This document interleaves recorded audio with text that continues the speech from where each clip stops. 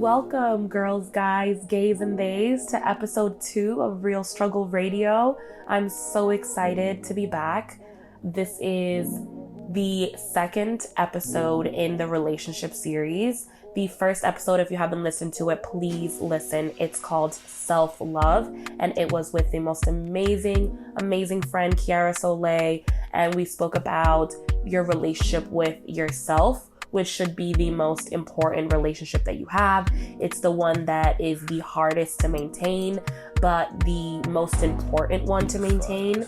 And then, of course, I felt like the obvious next relationship to go into is the one that you have with a partner. And so today we are joined by my partner, Sammy. Sammy, thank you so much for joining us. Yes, sir. Here in the flesh. Yes, thank you. I'm so excited. Thank you for agreeing to do this. This episode is going to focus mainly on the current situation that me and Sammy are in our relationship, which is moving in together. We've been living together for 4 months now. Yeah, we moved in together. It was mid-November, early November. So it's been about 5 months now. Okay, obviously I'm not the one that's good at math. So it's been about 5 months. And, you know, we could have definitely focused on our relationship as a whole and gotten more into the nitty gritty, and that would have been the do's and don'ts. And just like our relationship and things that we've dealt with throughout our 7 years, because we did make 7 years together yesterday as of recording this on the 15th. That would have been easy to do and also definitely interesting. But I think that no one ever really talks about, I noticed when me and Sammy were going through this, is moving in together and what that process is like, and the feelings before and after and during, all the complications, all the expectations versus realities, all the really just the building blocks of what it actually means to move in with a partner. And so that is why we're doing this episode today. We're going to be talking about moving in with your partner for the first time. This is both Sammy and I's first time living with a partner. Am I right about that? Yep. Yeah. So prior to this, Sammy lived with his mom and sister and brother and the whole family, the whole enchilada. The whole family. And I lived with my mom. And, you know, we come from two very different familial backgrounds, cultural backgrounds, and all of that plays a role into our relationship, but also our expectations moving in together. But how about we just give everyone who doesn't know us, any listener who doesn't know us, a little bit of background into our relationship, who we are, and maybe a little bit about you? Yeah, sure. You want me to start with myself? Yeah, go ahead. So my name is Sam. I am 27 years old as of recording this. I'll turn 28 in a few months. I'm getting old. He's a Leo. Yeah. So take with that information what you do. And I'm an Aries. Both fire signs. Currently, I work as a process engineer. So I've always been like the more nerdy guy in the relationship. Mm-hmm. Shakira loves that. Yeah, I do. The more nerdy, but also the more realistic. Yeah, the more pragmatic. Yeah, for sure. I've always been more logical, realistic. Yes. Yeah, I'm always, every time we have an argument or a discussion or everything, I'm always using logic for my argument. Right. And you're more with facts. Yeah. And you're not impulsive. Yeah, exactly. Whereas you're the opposite. Yeah, for sure. Yeah. That week that we moved in, I started working as a process engineer. Yeah. For a personal care / cosmetics company. Yeah. It was a lot of first and new things happening. It was a whole new thing. New job, new living situation, new everything. My hobbies include working out, playing video games, watching anime and shows. Yeah. And Star Wars and all that. That's great. We love that. Yeah. Now, give our listeners a little background into our relationship. Yeah, so we started dating officially April 15th, 2016. Yeah. We had a brief talking spell before that where we had a little summer fling.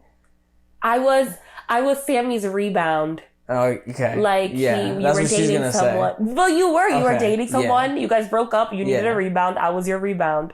We'll go with that. So we started talking around a few months after that, and then started dating April 15th. So we've been together for 7 years. Yeah, 7 years. So we've had a lot of ups and downs, I would say. Yeah, for sure.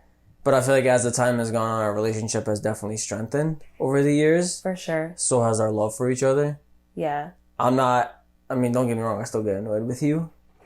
But I'll get annoyed, but I get over it, like, quick. Yeah. So, yeah, as Sammy said, we have definitely had our ups and downs. And throughout those 7 years, I think we always kind of knew that eventually we would want to move in together. We wanted to be together forever and all the things. Yeah, we always talked about that stuff. Like, oh my God, when we move in, we're going to have this, we're going to have that. Yeah. Like all that stuff. Yeah, but like Sammy mentioned earlier, he is definitely the more realistic and the more logical, pragmatic. Yeah. We said we were going to wait at least until you finished school and got a good job or got a job before we moved in together. Yeah. Because financially, that's just what made sense. Yeah. And again, you may be asking why 7 years for you guys to finally move in?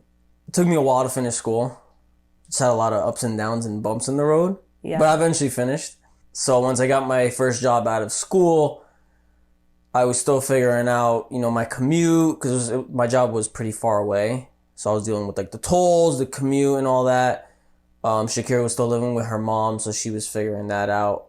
Eventually, we did want to move in together. We knew for sure we were going to move in together. Yeah, there was just a lot. It was just a when exactly, but we knew it was on the horizon at that time. Yeah. So, and I had told my family, when I finish school, I'm going to be looking at a different living situation. Like, I want to live, whether it be on my own, with my girlfriend, whatever the case, but I definitely want to be on my own. Yeah. So, yeah, some people might hear 7 years and think that's a really long time to wait. But we also started dating very young. We were both in college. I was dorming. We were both 20, yeah. You were dorming at Montclair. Yeah. I was commuting to Seton Hall at the time. Right. And I was working at the supermarket as, like, a stock boy. I didn't even have a job, I don't think. We didn't have rent money back then. Yeah, there's no way. We were struggling to eat Moe's on a Friday night. Yeah, and we were, like, fucking in the back of your car type you shit. You didn't need to mention that. But, like, I'm just saying, like, that's how young we were. Yeah, we didn't even have a place. Yeah. There was no way. Yeah. We were very childish. Yeah. And we were that very much, like, in our, like, that era. Like, we were not ready to move in together. Not even 4 years into our relationship. Just because mentally, too, we were both dealing with a lot of shit. So I think we definitely moved in at the right time. And I did put a poll out. Thank you, everyone who commented and answered the polls that I put out ahead of this episode. And one of the questions that I asked was, how long do you think is the right time to move in with your partner? And a lot of people said around 1 to 3 years. That seemed to be the most appropriate time that everyone felt who answered the poll was an appropriate time to move in. But you have to look at that with, like, a greater lens, because you, Sammy, you did comment on my poll and you said whenever you're both ready. For sure. And I think that's the most important thing, right? It's when you're both ready. Yeah, because you don't want to move in together and then one of you has cold feet, or, like, you're both not living there mentally, physically, whatever. Yeah. Oh, I like that. So you need to move in when you're both ready, for sure. Yeah. So if someone has cold feet, don't rush it. Don't move in. Yeah. Even if you find the perfect, like, apartment, perfect price, you got a good deal on it, whatever the case, don't do it, because things are going to happen. You're going to have arguments. You're going to have a falling out. And now what? For example, if I had moved out, my mom had gave up. If I had moved out earlier, my mom had gave up my room to my little brother. Now we have a falling out. We break up, whatever. I don't have a room to go back to. So yeah, but that can happen even now. No, for sure. But that can happen at any time. But now I know we were, like, at this point in time, I knew we were ready. Yeah. So I knew I wasn't, even my mom told me, she's like, you better not come back. Yeah. So, she was like, she literally was like, you guys better be serious about this because I am not giving up. I'm not kicking Adam out of another room. I told him, like, Mom, don't worry. I'd rather, I'll move somewhere else before I come back. Don't worry. But I was like, thank God we have 2 bedrooms because if we were to break up, you could just be my roommate because I can't afford this rent by myself. Yeah, no, I sleep on the couch. But yeah, no. So I definitely feel like it is whenever you're both ready. Yeah, and that can range depending on what jobs you guys have, whether or not you're in school or not, what responsibilities you have. Are you living with a parent or not? Do you have a kid? Like, there's so many factors that play into it. Yeah. So you can't, it's hard to put an estimate on that. Yeah, it's hard to put That's why people say 1 year. It's like, hey, what if after 1 year, you're still not sure about if you want to spend the rest of your life with this person? For some people, though, 1 year is fine. Exactly. There's some people that know right away, like, this is the person I want to live with, and that's fine. But then there are some people that may need more time. They may need to get their finances more in check. They're still looking to get a better job. They're looking to move out to a different area. So, like I said, there's so many factors that play into it, so it's hard to put an estimate on the time. Yeah, for sure. As desperate as we both were to finally live together, there were still a lot of things behind the scenes that made it hard. Like, before we moved in together, we were both helping out our families financially. Yeah. So I was living with... As all children of first generation... First generation children, yeah. All first generation children do with their immigrant parents. Right. And, immigrant parents and single parents, I mean, your mom was a single mom at the time that during that time. Mm-hmm. And my mom's single mom. And so I was paying half of everything in the house. You were helping your mom out. And so that was always kind of thrown at us in situations where we did kind of slowly try to tell our parents, oh, we're planning on, Sammy and I want to move out in the next year. And then I remember one day we were sitting in your backyard and your mom was like, oh, well, what are we going to do? Because I really need your help financially. But you were always more so, again, like just the realistic and pragmatic one. And you're like, well, she's going to figure it out. When me and you would have the conversation, you would kind of tell me, my sister's there. Her brothers live with her. She'll figure it out. You thought about it more logically and less emotionally, where with the moving out, I was thinking about it more emotionally. Emotionally, it was harder for me to grasp the concept of leaving my mom and moving in with you, even though I knew that's what I wanted. But logically, you knew that was the right step for us in our relationship. Whereas I was like, oh my God, emotionally, what am I going to do with my mom? I just feel so guilty. And how is she going to react? Did you have any guilt at all leaving your house? I didn't have guilt leaving my house. I did have a little guilt leaving my mom because I'm the oldest out of all my 3 siblings. So everything I do is the first for all 3 of us. I was the first to graduate high school, first to graduate college, first to get a real job in the world. I was a little guilty there because my mom's always making sure her children are fed. It's never, oh, my son is 20 something years old. He can figure out what he's going to eat. It's, did you eat today? So leaving your mom, who is like that, is going to make you feel a little guilty because she's going to feel like, you're leaving me because you don't love me anymore or something like that. But it's just not the case. It's just, I want to be on my own, But did she make you feel that way? No, she didn't. But in the back of my head, I was worried that I would make her feel that way. But at the same time, I'm the type of person that, you know what, I just need to rip the Band-Aid off. Yeah. So I told her, like, Mom, when I graduate, I'm out. I hope you know that. Yeah. And she did seem shocked at first, which was understandable. But I'd rather not stall and just tell her straight up, like, so that she was aware of it. Whereas I took a different approach and I was constantly stalling. You were stalling. It was really bad, and you would get so annoyed with me because I remember all of this happened at such a great time because my family decided that they wanted to buy a house. Bought the house, And I still hadn't told my mom that I wasn't going to move out with them and I was going to move in with you. And I remember being in the car with you and like crying, and you're like, why are you crying? And I was like, I just feel so guilty leaving my mom. Even though my mom is a grown-ass adult, she's going to be moving in with her sisters. She's fine. But again, when you're a first generation, I'm also the oldest. So I'm the first to I was the first to graduate high school, the first to graduate college. Since I was 20, since I graduated college, it had been me and my mom and my brother, but my brother's 6 years younger than me. It was literally me and my mom.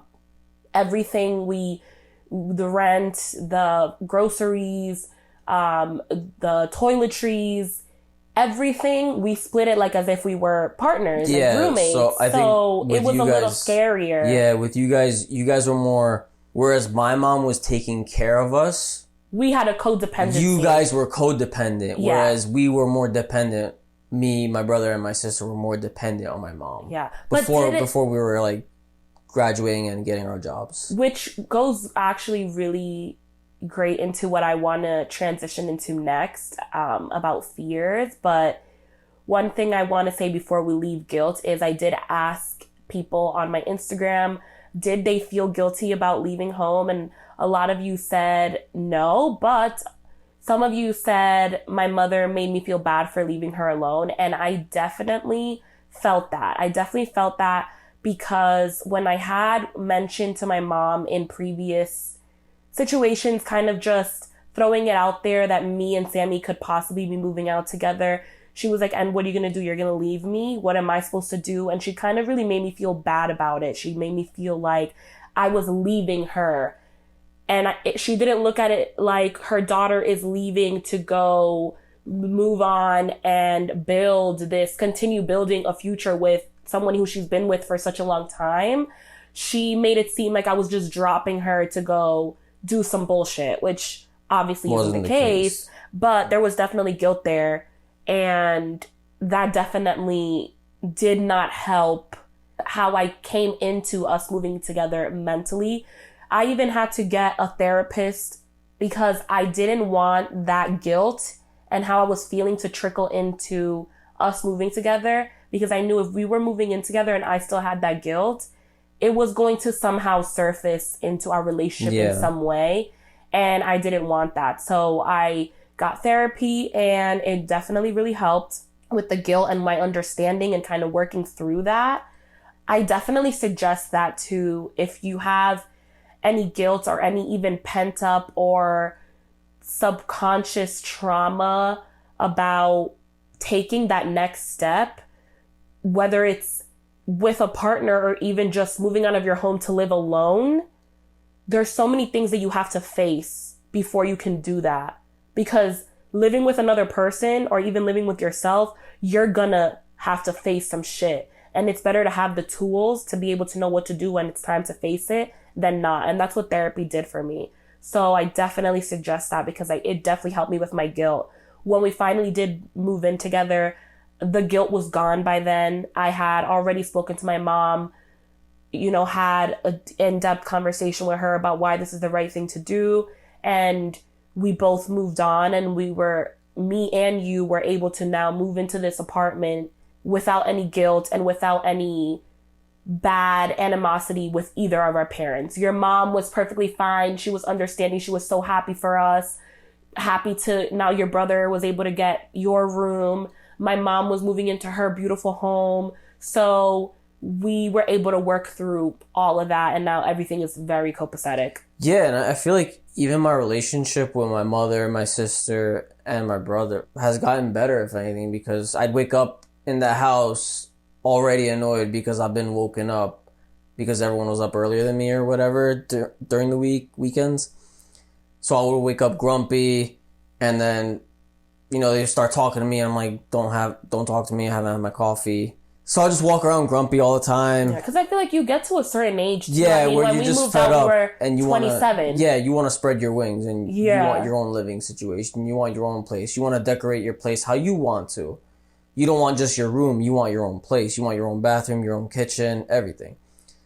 But now I go back to my home, and I hug my mom all the time. She calls me sometimes during the week when I'm walking the dog or she's walking the dog. She says I love you on the phone. She never used to say that to me on the phone. So it's nice. I feel like my relationship has gotten better with my family.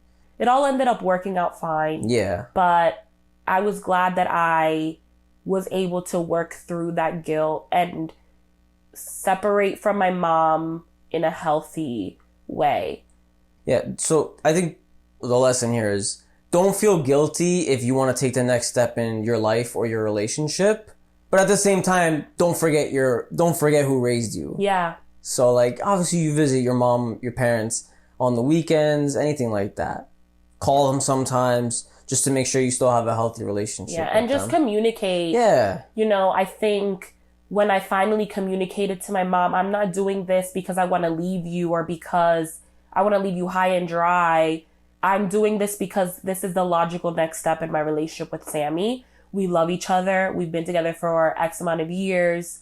We want a future together. Before we decide to get married and have kids, we want to know what it's like to live with each other, what our pet peeves are, what are the things that, you know, we never got to experience those things in the 6 years at the time that we were together. We didn't sleep over each other's houses. We didn't do all of those things that a lot of these couples do. Mm-hmm. So this was really going to be a telling opportunity for us to know, okay, yes, we love each other. Yes, we've been together for this long, but can we live together? Can we really go forward with this thing we want to do, which is eventually get married and have kids, right? So let's move in together now. When I finally explained it to my mom in that way, she was able to understand that it just made sense. So that really helped with that. So let's transition to fears that we both had prior to moving in, because I know I had many fears. And I'm sure you've had some fears as well. Sure. So why don't you tell me what some of your fears were prior to moving in together? Yeah, I mean, well, I think all couples share that fear. All people that are moving in with their significant other share that fear of financial issues. I've never had to live alone or pay rent on my own or with one other person. When I was living at my mom's place, there was a bunch of us under one roof, so we were all just splitting the rent like that, splitting bills, nothing crazy. I wasn't paying a huge chunk of the rent. Right, and it wasn't like it was all falling on you. Exactly. It was going to get paid regardless, but obviously you were helping out. Now that I'm moving in, I'm paying half the rent. So I was a little worried. I knew I could make enough with my job. I was just worried because I know how I spend. I know that I suck at saving money. So I was just a little worried if I could do it financially, which a lot of people are going to have. Yeah. Another fear I had, which I don't think I ever mentioned this to you. Ooh, okay. We're getting an exclusive. I was a little worried that I would get, this is a little harsh, but I was worried I'd maybe get sick of living with someone. Sick of a person after living with them, 24/7 was a little bit of an exaggeration. So did you think you were going to fall out of love? Not fall out of love, but get annoyed with you or flip out and go back and sleep at my mom's one night, something like that, because I was just like, I thought maybe you'd be smothering me. I wouldn't have my personal space, because I'm huge on my personal space. Oh, yeah. I love my alone time. I love to chill in front of my computer, play my video games, watch some YouTube, watch Twitch, anything like that. I'm big on that. Yeah, you are. So I was worried that I wouldn't have that when living with my partner. So that was another fear I think I had. Yeah, you didn't have to tell me that though. I'm glad that you're saying this now, because I'm sure this is a fear that a lot of people have, right? Yeah. And this is actually that is a fear that people told me on Instagram that they had, was, not having or space or time for themselves. Because I know you so well, I knew that personal space was going to be so important for you. And that is why the first room that I wanted to decorate and have done was this office space, because I knew that, yes, it is also my space. I have my books here. I'm more than welcome to be here. I helped decorate it. This isn't just Sammy's room. But I wanted a place for you, one, to feel comfortable because you were moving into my space. You were moving into my mom. We didn't get a completely new apartment. We moved into the apartment that me and my mom had together. So I knew that you valued your personal space, and I knew that you valued that time where you're able to come home after the gym or after work and really decompress in your video games. So we made sure that we were in IKEA and planning out exactly what your desk was going to look like, where your Funko Pops were going to go, where everything was going to go, because I knew how important that was to you. So I think that really, really helped, right? Would you say? Yeah, for and sure. Kind of like alleviating. For sure. Yeah, and I think you need to establish fear. that beforehand. Yeah. Like, hey, I want to make sure that even though we're living under the same roof, it's not a huge deal if I spend 2.5, 3 hours playing a video game with my friends or even by myself. Yeah. And likewise with you, if you want to sit and read your book, I won't go bothering you, even though I do come up to you sometimes and show you TikToks. Yeah. But I know not to bother you that much because that's your time. So I think it's important to establish some boundaries in that sense. Mm-hmm. That even though you're living under the same roof, that you sleep together, that you spend most of the day together, you're still your own person, and you still have your own things to do. I can go out and run errands on my own. You can go out to Starbucks and work on some work or work on your podcast stuff. Were there any other fears that you had other than those two? I think those were the big two.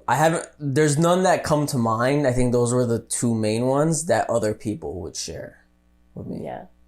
For me, my biggest fear was learning things about you that I wouldn't know how to handle, because there would be glimpses of things like, we didn't talk about if this was okay to talk about or not, but can I talk about your OCD?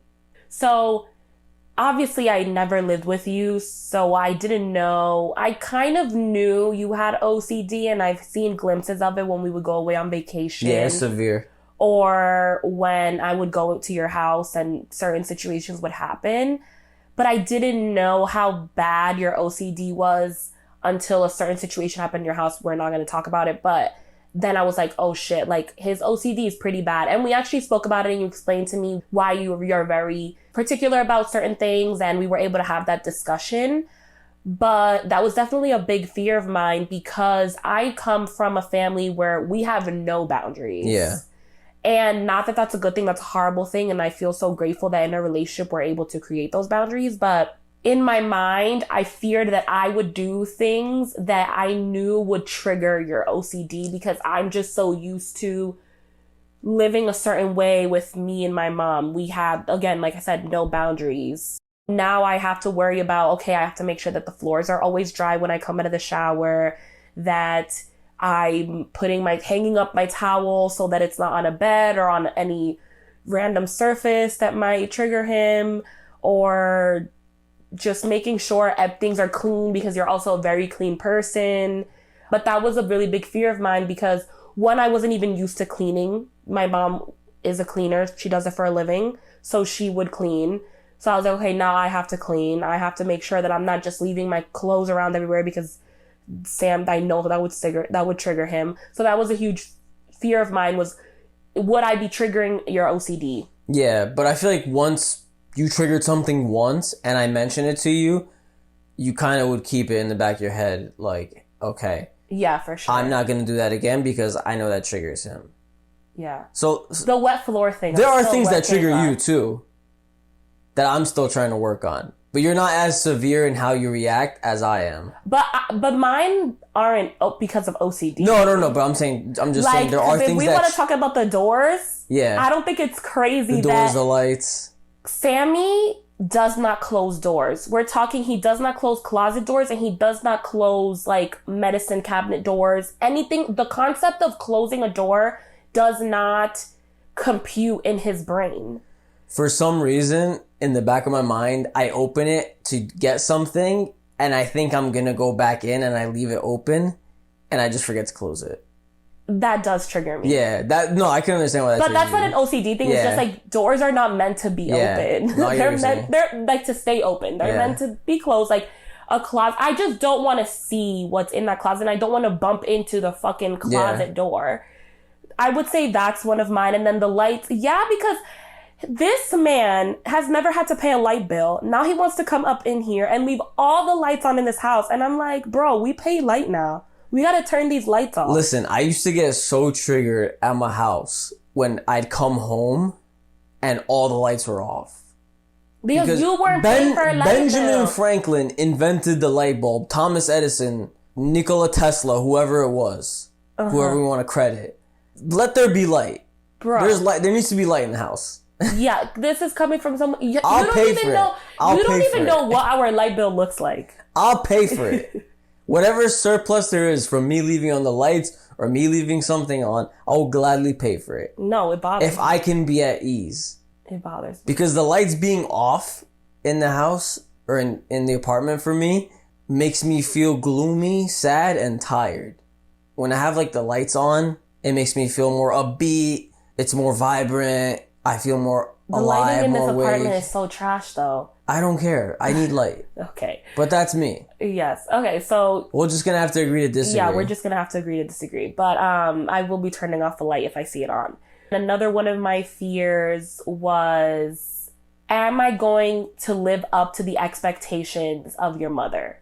And this was probably the biggest thing, because when I would ask my mom for advice on moving in, she would tell me, he's coming from a home where his mom cooked, cleaned. She is the epitome of an amazing mother that does it all. The mother that works, the mother who's a mom, the mother who's a wife, the mother who's all the things. He's coming from that. My fear was living up to the expectations of your mom and not being able to cook a meal that you like or cook as many meals as she did, making sure that you have food on the table, making sure that you felt loved and cared for and comfortable, all while still having my own job and having my own things to do. But that kind of just also goes into those unrealistic expectations that we set for ourselves because we feel like in society that's a woman's role. And I definitely didn't want that to be our case. I wanted us to move in together and make our own rules, but I still felt like there was going to be an expectation there regardless from you. So that was definitely a big fear of mine. I get why you would think that, but to be in my eyes, that's kind of illogical, because as I got older, I tried to teach myself to be more self-sufficient, how to cook a meal for myself, how to do my own laundry. And you are. How to clean, even though I suck at it. How to do certain things without having to depend on another person. If something were to happen to you, I could fend for myself. I'm not going to be struggling. I don't have to go out every day to eat. I could cook my own meals. I just let you do it because you're very picky with what you eat. Yeah. So that's why I let you do it. But if something were to happen, I could do the laundry. I can clean. I can do all these things. Yeah, no, thankfully you are very self-sufficient, but it was a fear. And I think a lot of people think when you move in together, your girl needs to do this, the man needs to do... No. You both need to learn how to do both things just in case something happens to one of you, for one of us gets sick, the other person can pick up the slack. Yeah. So I think it's big that you don't assign roles specifically based on their gender. Based on their gender, yeah. Even though there are roles that we do that are very typical. Like me taking out the garbage, but that's because you're lazy and you don't want to go run out and throw out the garbage at night. I wouldn't say that that's why. I would say it's because your car is there. Usually you throw out the garbage and you're going to go to work. And it just felt like the logical thing to do. So I'm never going to go back there. That just happens to coincidentally be one of the roles I have in here. And I clean. But if something were to happen to me and I wasn't here, she would gladly throw out the garbage. Yeah, and I have. So again, fellas, ladies, teach yourselves how to do both things. Stereotypical roles of a male or female. But do you think you could clean the bathroom? I could, but I would do a shitty job. No pun intended. So I could. If you told me, can you clean the bathroom because whatever reason, I'll be like, okay, but just know that I will not do a very good job. So you're going to get what you're going to get. Yeah. But I will try. Again, you wash the dishes. Which I wash love. the dishes. I don't mind. It's whatever. That. I put my headphones on, listen to my music, listen to a podcast, listen to your live shows, listen to the Mets game. But I'll wash the dishes. If you need me to marinate something before you cook, I'll marinate it. Yeah. You need me to cook something, I'll cook breakfast. I cook breakfast on the weekends for us all the time. Yeah. So, again, teach yourselves to be self-sufficient so that when you moved in together, it's easy. Yeah. So let's talk about some of the fears that people on my Instagram had and kind of walk through them and give some insight. Let's do it. So one of the fears that people said they had before moving in was the fear of setting boundaries. We did talk about that and how important that was for us. Yeah, definitely do that beforehand. Yeah.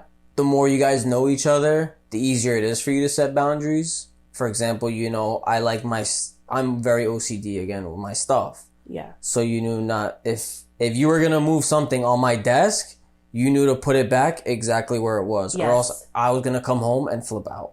Yes. Yeah. So again, set your boundaries ahead of time. If your significant other gives you shit, why that's a boundary for you, then that's an issue.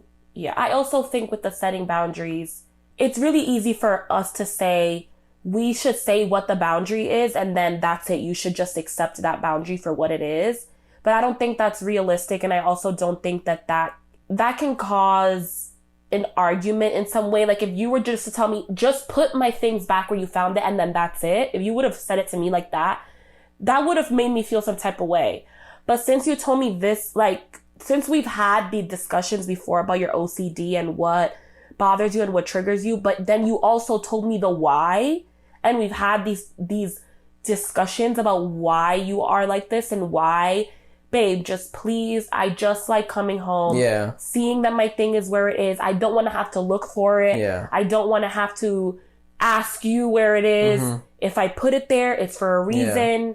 I just feel comfortable that way. When you explain your boundary, when you set the boundary, you explain why, so that there's an understanding between the both of you. Yeah, so that's definitely a good point. Just telling them why that's a boundary. Don't just say, I like this way. Right. And then the person's like, well, what the hell? Because now it's an inconvenience for me to do this, or whatever the case may be. Yeah. But it's definitely... when you know somebody's why, it makes it easy to remember the boundary. Because people have so many boundaries, and I think me and you both have a pretty substantial amount of boundaries that we every single day are discovering about each other. And when you know the why, because I know that you have OCD and why you have OCD, it's so important for me to uphold that boundary because I know the why. So explaining your boundary, setting it, and if the person messes up, have a discussion about it and continuously remind each other what these boundaries are. Don't just think because you said it once, I'm going to remember it. And then that's it. If you mention it a couple of times, eventually it'll stick in the other person's head and they'll know going forward. Yeah. So another one a fear that people had was not knowing where to go when they need space but can't leave. Luckily for us, we have a 2-bedroom apartment, so we have the office. And that's where I go when I need my space. Yeah. Put on my headset. I don't hear anything except whatever's going on my computer. Yeah. Having a 2-bedroom was very important for us because we both knew that we liked our space. Yeah. And because me and Sammy, we both deal with conflict and our moods and how we just navigate our day-to-days very differently. You like to just isolate yourself on your computer and put on headphones and just forget. I'll just go for a walk, or I'll read my book, or I'll watch a show. But I also like being by myself in that moment. You like being by yourself in that moment. So I think it's good that we have those spaces to be able to do that. Yeah, it's definitely tough if you live under the same roof. If you can't leave, I can only speak because I can leave, because I have a car. I can leave too. I don't have a car, but I can go on a walk. But I'm just saying, I can go to the gym and go work out and get my mind off things. I can go drive to a friend's house and hang out with a friend. I can go to the field and go kick a soccer There's ball. definitely options, even if you don't have Yeah, two even bedrooms. if you don't have a 2-bedroom, go for a walk outside, clear your mind. It's nice to get fresh air sometimes. Yeah. That's what you do. If you have a park that you live near, that's definitely nice. Hearing the sounds of nature, it's definitely going to calm you down. So that when you come back and you do talk to your partner, you're in a better state of mind. Yeah. And you're not snapping. I like this one. The fear of becoming roommates and losing that spice. Okay, that one I understand because it's definitely easy for you to get tired of each other dealing with the same person over and over again. They didn't say tired. Losing that spice means you're getting tired of each other. Alright, well, in my mind, that's what it means. Okay. Anyways. Is this another exclusive? Are you telling the people that you're getting tired already? Never. Even though you bother me sometimes. Constantly talk to your partner. Talk about your days so that you aren't just roommates living next to each other. We always check in with each other. So I feel like that definitely helps me feel like we're not roommates. Yeah. If we didn't check in with each other all the time, I feel like that wouldn't be... Then it would feel like we're roommates. Yeah. What do our check-ins look like? How was your day? How was work? How did this go? Because I would tell you, hey, tomorrow I have this planned for work. So it's a big deal. We have these people on site. So you would ask me the next day, how did that go? I'd ask you how this person on your show was. Yeah. So checking in with each other is a huge deal. That we also check in with each other. I say how our relationship is going. You'll ask me is there anything you can do better? Is there something I'm doing that's bothering you or is there something more you need me to do? Stuff like that. So definitely check in with each other because roommates don't really check in with each other. No. Unless there's a problem. Couples are more proactive. Yes. When it comes to checking in with each other. The second you do notice, if you notice yourself starting to become roommates, think of ways you can spice things up. Have a date night. At first, I mentioned that, hey, since we've lived together, we haven't really had date nights. Whereas when we weren't living together, Saturday or Friday night was always our date nights. So let's try to make, every 2 weeks, that Friday or that Saturday night, our date night. Yeah. Whether it be going out for dinner, going to see a movie. Now it's more of like watching our favorite show. Watching a favorite show. Eating popcorn or making a dinner making together. A dessert, making dinner, something like that. There's so many different ways you can bond with your significant other in your apartment to make it feel like you're not living with a roommate. You're living with your significant other and your best friend. Because that's how I see it. Yeah, 100%. And I think to the point of not losing the spice, I think you always have to remind each other how attracted you are to each other. And I'll be cooking the kitchen and you'll come up behind me and you'll slap my ass or you'll tell me that you like my curls that day or I'll tell you, wow, babe, you'll tell me that you like my fit or I'll tell you, wow, babe, like like when I your chest is huge. Yeah, when I walk around shirtless. Yeah, so after the shower. Constantly, not constantly, because definitely not constantly, but just looking at each other, like, intimacy doesn't always have to be, and I'm learning this, like touch. Yeah, words are definitely... It can be, which you're teaching me that because you're definitely more of like a words type of person. Yeah. It can be something as simple as that, like you telling me that you like my curls. It like gives me butterflies, and that's already something that you wouldn't do with your roommate. I'm not going to get butterflies if my roommate tells me that my curls look good that day.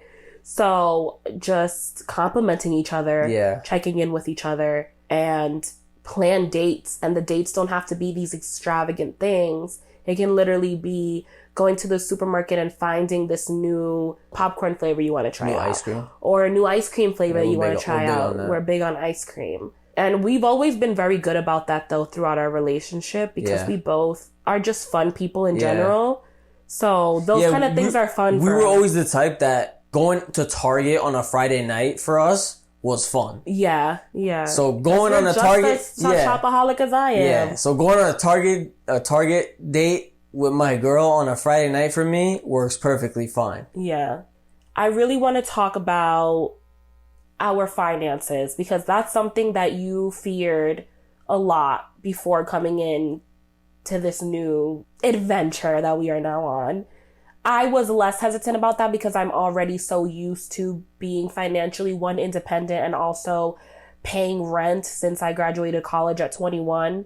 How did we have the discussion about how the finances were going to go? I think we kind of just logically fell into, it makes sense for us to split everything. Split the rent, split the Wi-Fi, split the groceries, split everything. Yeah. Yeah, even if, like, let's say I go pick up the groceries and I'm paying for it, either she'll send me money for half or I'll just tell her, just get the next time, don't worry about it. Yeah. But that's not going to work for everyone, right? Like, splitting things evenly is not going to work for everyone. And you need to make that known beforehand. Which is exactly, that's the point, the next point I wanted to make. You can't just move in expecting 50-50, then you move in and now you get a culture shock because one person can't keep up that end. So you definitely need to know. We have to be constantly open with each other about our finances. Sammy is very, very good about saying, I don't have the money for that right now. Or, like, I need to pay this. I have my credit cards. I need this. We cannot afford to do this. I know what you make. You know what I make.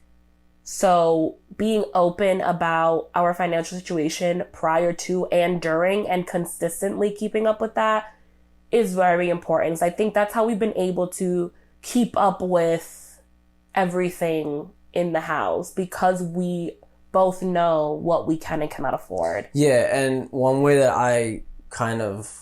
we kind of fixed that was I did a little like spreadsheet on Excel for both of us just to see how much we're spending on certain things, how much we make, how much is left over, how much we can put it to aside to save, how much we can spend on little things here and there, stuff like that. So definitely, like I said, plan it out ahead of time so that you're well prepared to move in with your significant other. Yeah, just always be open. I think the biggest lesson to learn and to take away from this is openness and being transparent. Yeah, for sure. Because as possible.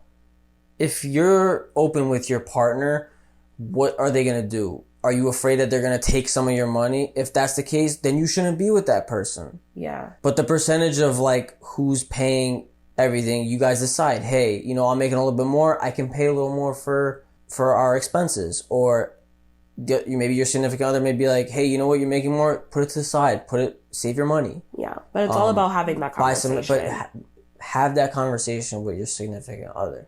This is such a great discussion and I'm glad that we're having it, and I hope that people listen to this and either relate or use it as advice and maybe take the pressure off what it means to move in with a partner, because I know for me, my mind was going everywhere, all at once. I was so scared, but I wish I had a podcast that I could listen to of two people that I know, to be able to tell me that the things that people tell you, like communication is key, is literally key, right? Like it really is that's definitely key. The number one factor, I think, for when you're moving in together. The number one thing that will make your ride living together go smoothly is communication. For sure. Communication and compromising. For sure. Because you do have to compromise with your significant other. It can't always be what you want.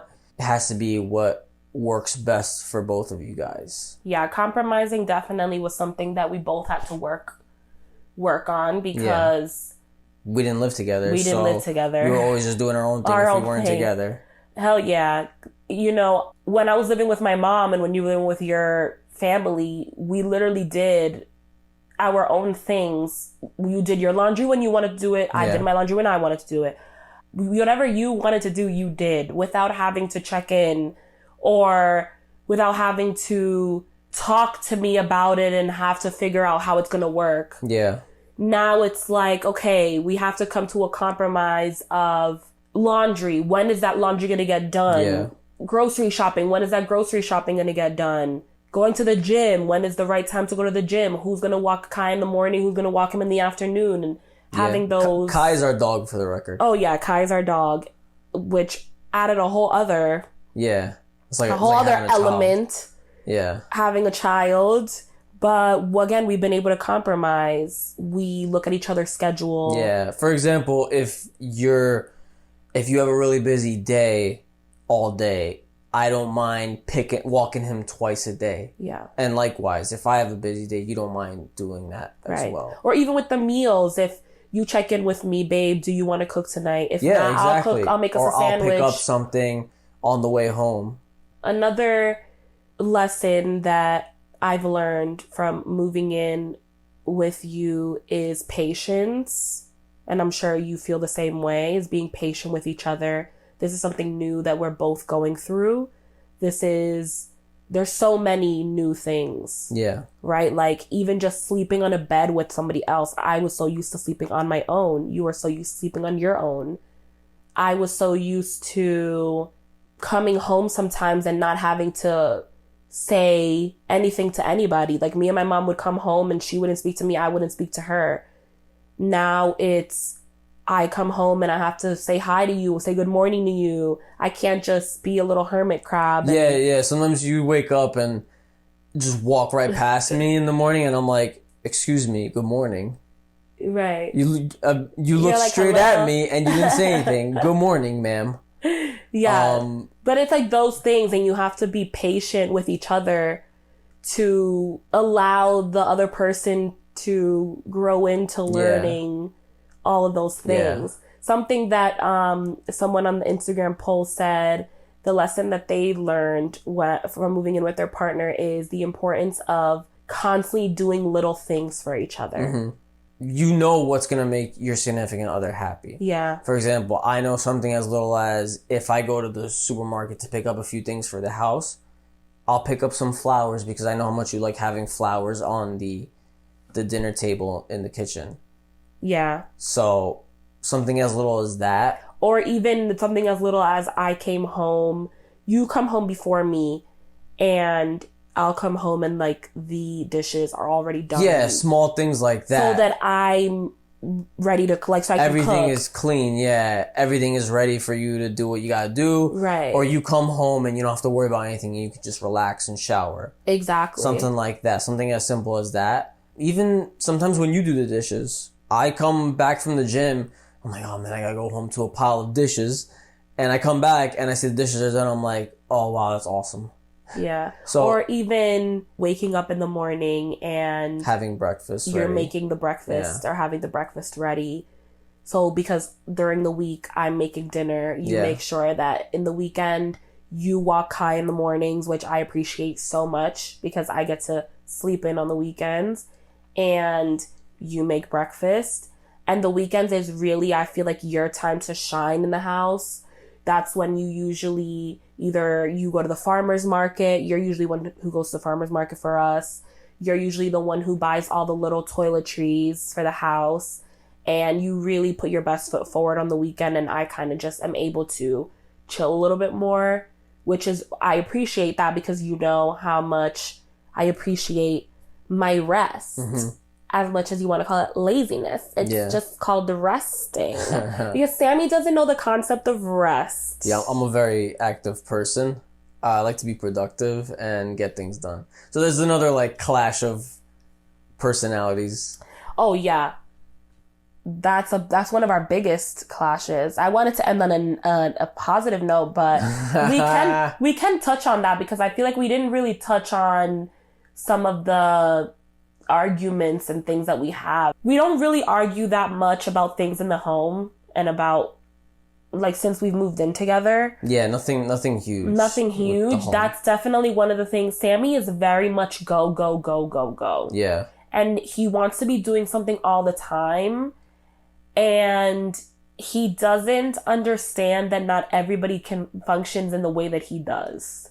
Yeah. Do you have anything to say to that? Yeah, I mean, I move at like 100 miles an hour throughout the day. Yeah, and then whether I'm driving, whether I'm walking, whether I'm doing whatever. Yeah, I want to do it fast. You wonder, oh my God, I didn't get any rest this weekend. I didn't whatever. And it's like, yeah, because you wanted to do 5 million things. It's funny because if I do sleep in and I wake up late, I get annoyed that I woke up late because I wasted an extra 3 hours sleeping or something. I have never...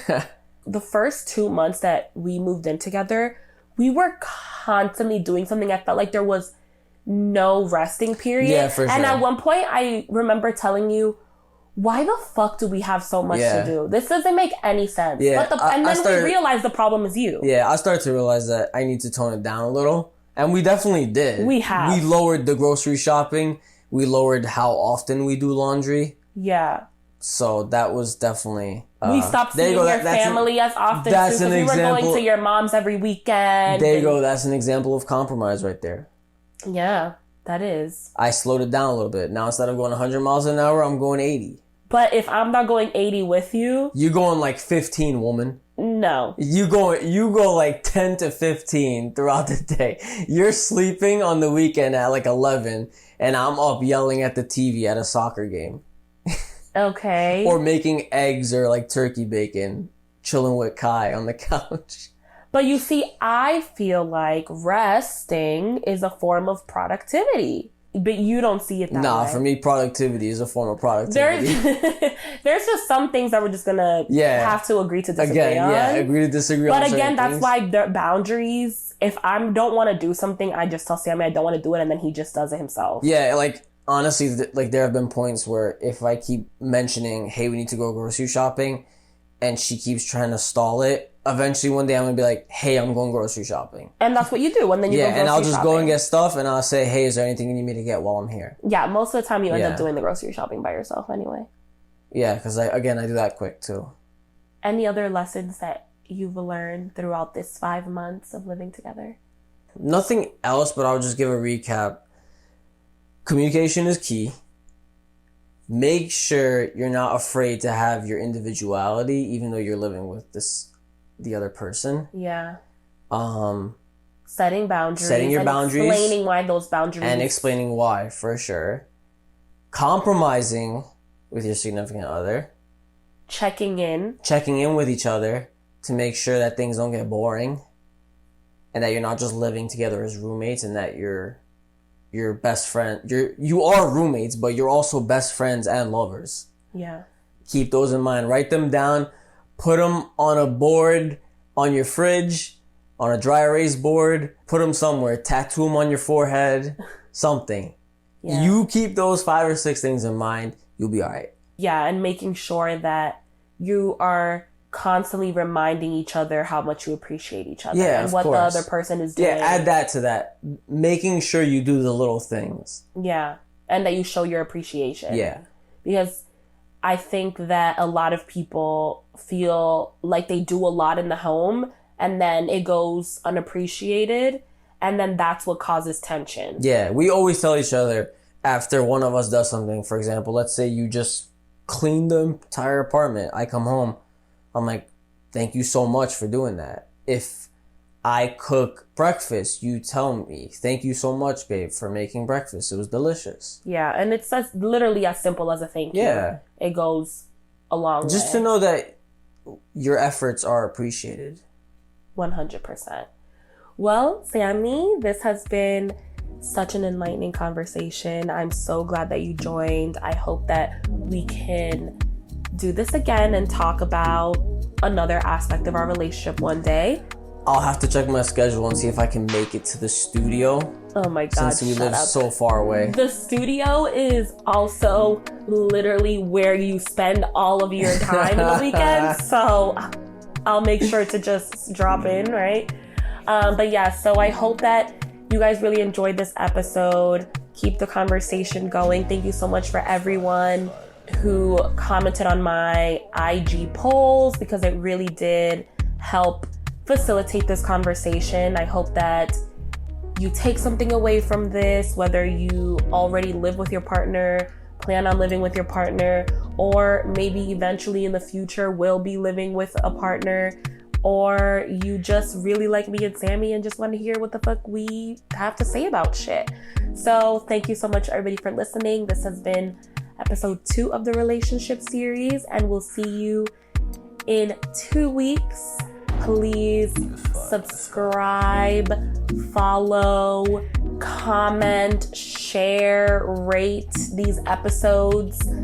You can go back to episode 1 of self-love. We also gave a lot of good insight there. And thank you so much for everybody who's following along on this new journey of mine. I'm so excited to continue to put out content for you guys, girls, gays, and theys.